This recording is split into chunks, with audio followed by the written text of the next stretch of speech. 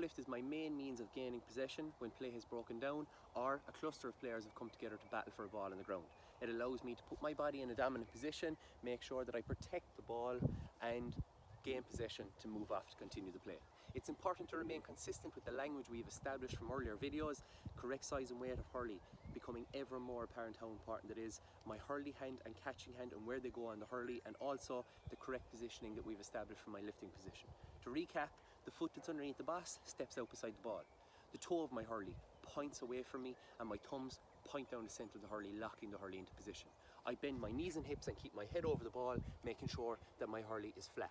If I bend my back, it'll push my hurley hand up to hip height, making the scooping motion of my row lift much harder for my player to perform. Bending my knees and hips keeps me close to the ball. Now we observe our simple 4-step process, but we must establish that the hurley travelling the correct line is the only way that we're going to perform this skill. If I try and pull the hurley back through the centre of my body, it's going to make it more difficult for me to perform my roll. So I use the floss as my cue for the hurley travelling across my body or back down the side of my hurley hand. Step 1. Rolling the ball onto the boss, building control before we build speed.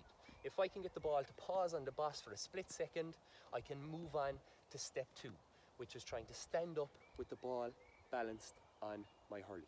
Building control in my row lift, but establishing key teaching points for my solo later on.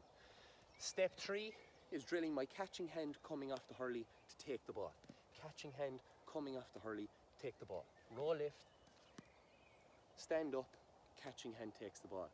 Once I've built it up to chest level with a flick and catch, I make it game relevant by taking it back down to floor level.